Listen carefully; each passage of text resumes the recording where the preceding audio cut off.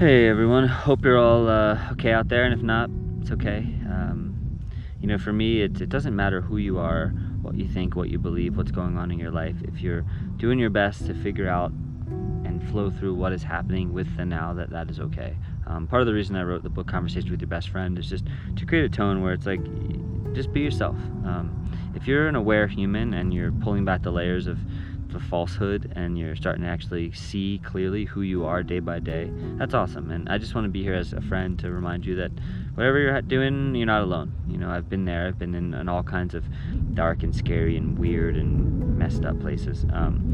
So today, obviously not the lightest of topics, suicide. And I actually filmed this video last week and it didn't work, and I wasn't sure if I was just not meant to put it out, but maybe now's the time. Maybe it just needed to be pushed back a week.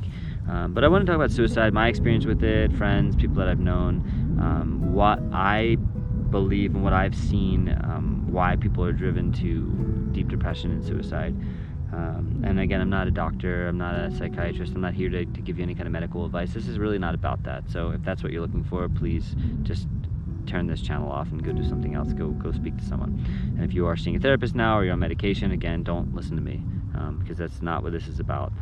I just want to talk from my own perspective, what I've experienced, and hopefully shed some light to help you see things a little bit differently.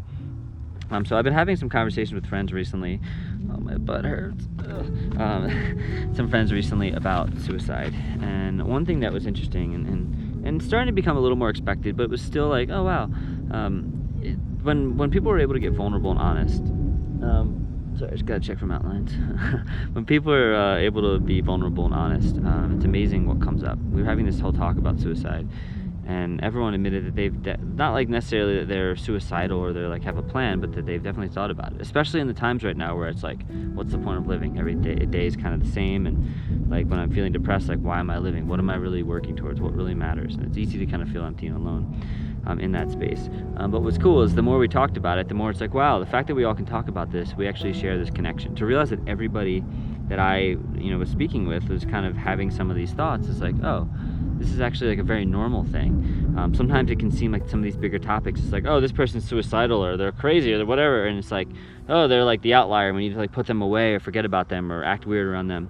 But I think most people have these thoughts and they're just too afraid to share them. I think that they're too afraid, myself included. Like I used to be too afraid to share these things because I thought people would think I was weird or depressed, especially having a channel where it's like, how to enjoy life. Like, why would I talk about suicide? It's like, that's exactly why I talk about suicide, because thinking about these deeper, bigger things is a great way to actually get in flow with your life and how to enjoy your life. And to me, you enjoy life isn't anything more than just a simple formula to actually be in a state of joy, to be in a state of flow, to be in a state of present. To be in joy is to be in flow, your creative flow. But to get there, and you can't always exist there, sometimes you have to process these heavier things. And I've been feeling like the weight of the world recently. Some days I wake up, I'm so light and airy and flowy, and this is great. I do practices and things in the morning and dance and hike, and other days I'm just like, wow, I feel heavy.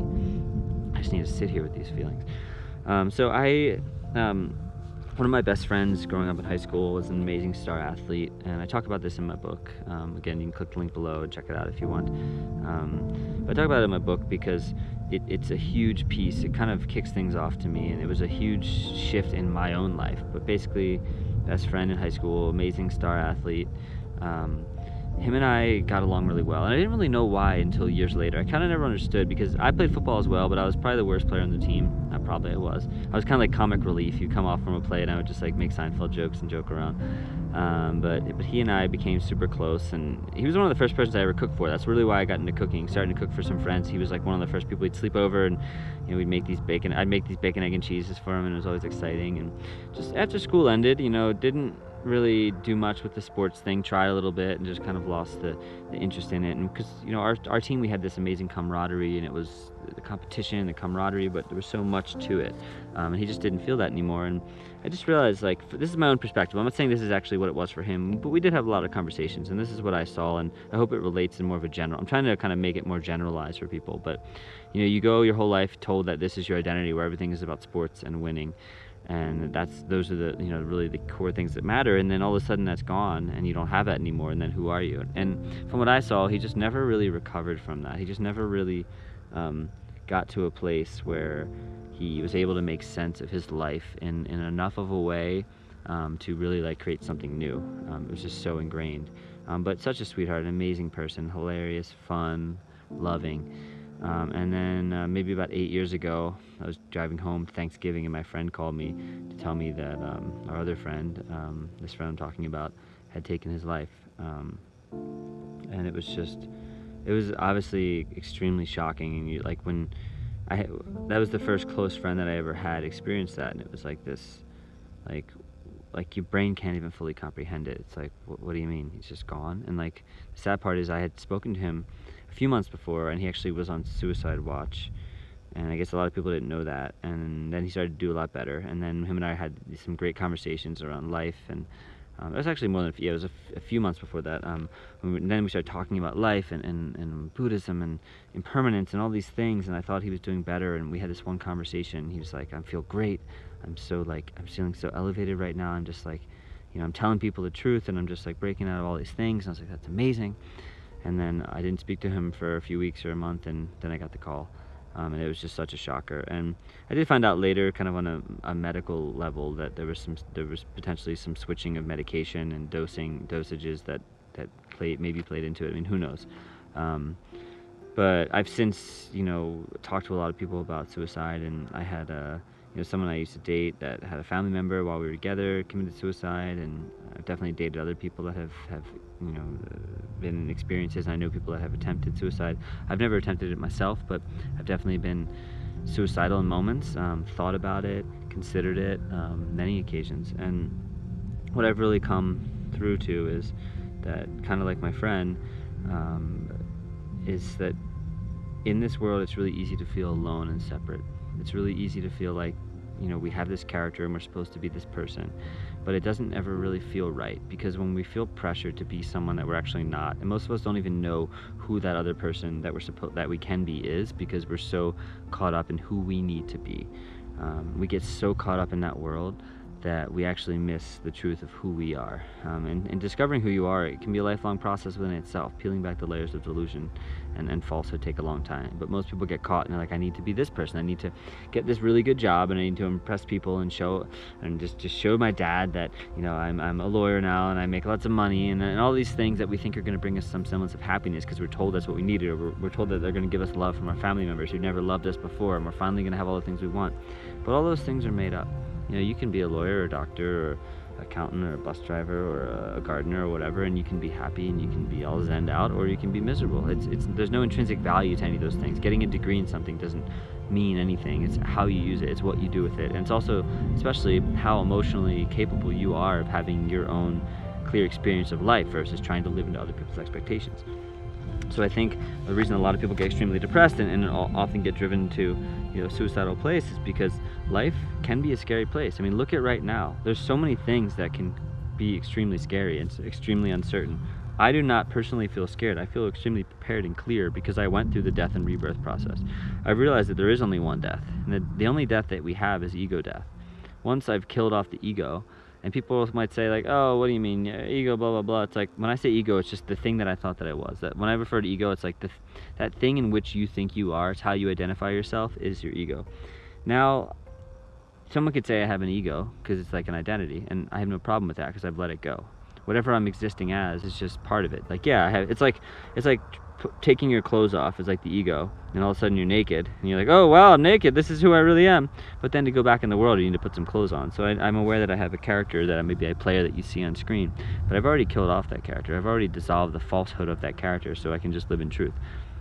And before I did that, I was extremely depressed because I thought that life was empty and meaningless. I really did. I hit a point where I got so depressed because I was like, nothing matters. And I kind of killed off the whole character, and first it was extremely depressing because I felt like, nothing matters. What's the point? It's all made up anyway. Life, language, everything, meaning is made up. So why should I even live? So what's interesting to me is my kind of awakening process started at my darkest place. And I think a lot of people get to this really dark place where nothing matters. shit and putting up with, you know, all the things that they think they need to put up with and all the pressures, and they don't know what to do, so they get really depressed. So like, it's all meaningless, it's all phony, like in Catcher in the Rye, it's all a bunch of phonies, you know, and you see the phony, and it can be very depressing and you feel very alone. But that's the trap, that's the trick. You're actually not alone. Most people think that, myself included. So when I got extremely depressed, and I mean, if you want to read the story, you can check out the book, and you can get it on Kindle instantly, and I even give you all my cooking videos and stuff for free. So yeah, you can do that. But I don't want to get super deep in that story right now. But basically, when I got super depressed, and I did think that life's empty and meaningless, I did contemplate suicide. I did think about like just taking my life. But when I didn't, because I don't want to say I saw the light, but you know, it turned into like me discovering just this whole new side of myself and consciousness and spirituality and things that completely shifted everything for me. But there was a point where that could have happened, and I've since talked to so many people and realized that it's very common to just get to that place. And that's actually the crazy part, is the awakening process. In the spiritual marketing world, we relate it to this like gratitude and love and bliss and everything's just so namaste, man. But the truth is, it's not. It's a very dark and scary thing as well. It's beautiful as well. It's mind-blowing, but it's also extremely dark and scary and isolating at times, because it's not just about the good stuff. You're peeling back all the layers of falsehood that you are, and to look at all those things and the trauma and all the horrible things that have happened to you and that you've been led to believe, and to peel them back is not an easy process. So when I was going through that process, I really thought it was like death and I was dying. And then when I made it through, I saw something so much greater. And I think a lot of people just don't make it through because they're told, okay, you're depressed, you're suicidal, we need to put you away, we need to do all these different things. But they're not actually realizing that that is like a huge moment to create some new sense of connection. So when I talk to my friends who have gotten through this stuff as well, we all kind of get on this page of like, yeah, there's nothing wrong with talking about these things. Let's talk about these things. I think society tells us that they're wrong and they're bad, so we keep them to ourselves, so we think we're the only person. And when we think that we're the only person that has these problems, and if we speak up, people are going to label us as suicidal and bad and horrible and all this stuff, well, then it just perpetuates the cycle, and it gets worse and worse and worse, and we drop deeper and deeper and deeper into that darkness. Use the darkness, go through the darkness, look at the darkness. I say the same thing with depression. You know, we go into this deep state of rest. That's depression. I have a whole video about it. You know, depression is a deep rest, a whole deep state of rest. Jeff Foster talks about this.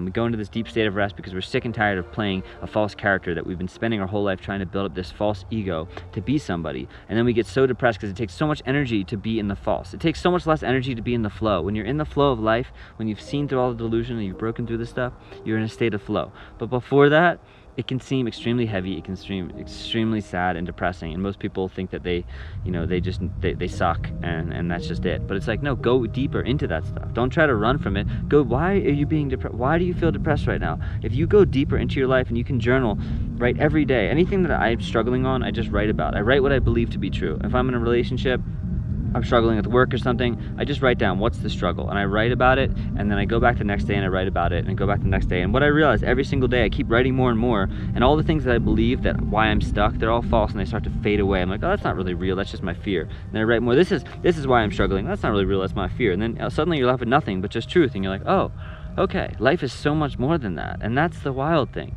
When you're away from just the fear and you're existing in vibrational truth, something so much more amazing comes through. And that is a piece I really want to share in this video. And I hope that you understand that if you've been struggling, you're not alone. I've been there before. I've had all the darkest, I've had all the darkest and weirdest and scariest thoughts that a human could imaginably think about, because I allow myself to go to those spaces. I don't just go to them and stop and get weird and hide them, keep them to myself.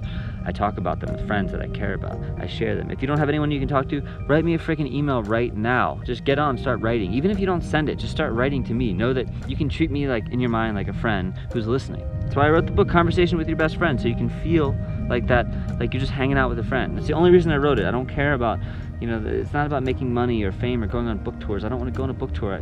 I even feel sometimes weird promoting it on here, but I realize that I wrote it to help people that are struggling, to help guide them. You know, it's like you can't help anyone but yourself, but I can at least share some guidance and say, you know what, I've been here before, and I want to remind you that my life is fantastic because of the things I've gone through. Not because I've just had some lucky, privileged life. Like, I'm a, you know, genderless weirdo being, human, that's figuring life out, and the process of going through those things and making sense of life that life has become great, not because it was handed to me. I know a lot of people I grew up with in very much more fortunate situations who did not turn out so well because they had all these other things that they were dealing with and they got so caught in the false world. I just happened to see beyond it, and the reason I saw beyond it, I think, is just to share it with other people. I feel at a point in my life where I could die tomorrow and I'm okay with that. When I put out the book, I remember thinking like that was the first time I was like, wow, I could really die tomorrow and be okay because there's this piece of me that's living on, and I've lived a great life, and I've not taken anything for granted. I don't say anything, but every day is a beautiful day. Every day is an incomplete lifetime. Even in my marriage, people are like, I'm sorry it didn't work out, you know, that your marriage failed. I'm like, it didn't fail, it worked out. We had an intense marriage, amazing marriage for 7 years, it worked out. And then it was over, and then we went on to the next thing. And to me, it's like if you're present in life and you're on this journey, then there is no, like, it's not about prolonging life and just, oh, one day I'm going to be 85 and cool, then I've lived a long life. Like, I don't care if I die tomorrow at 35 years old. It's not about that. It's about living today. There is no tomorrow. When you get too caught up in today, yeah, and you get too caught up in tomorrow and who you need to be and who you should be for people and all the pressures and all the falseness, well, then you're just trapped in the false world. And you can break out of that world. I broke out of it. I didn't mean to. I didn't necessarily consciously try it first. It just kind of happened from depression, and then it was like realizing that the universe was guiding me to this really dark place because it wanted to show me that all the things I believed weren't real, and then I needed to find out what truth was. And when I went through that, everything changed. It became amazing. And again, not that every day is this perfect love bliss day, but every day I'm in the human experience. I'm not looking for just to be on some acid trip high all the time. No. I want to experience all of it. The mystery of it, the excitement of it, the uncovering of the layers. So remember, you're not alone. I've been there before. I know people that have been there before. So if you're struggling, start doing some writing. Start getting clear on what really matters. We have this time right now just to go inward, focus on those things that really matter. Survival. And you would not believe the things that start to open up when you start to go into this world. I've discovered so much that I would have been completely against before, or wouldn't even be able to comprehend. And now it's become obvious to me how the world works. You know, it's not through force, it's through flow. Anyway, I love you all. My butt hurts, so I'm gonna end this. Oh my God. You know, you sit in a rock for too long. Kind of feels kind of good though.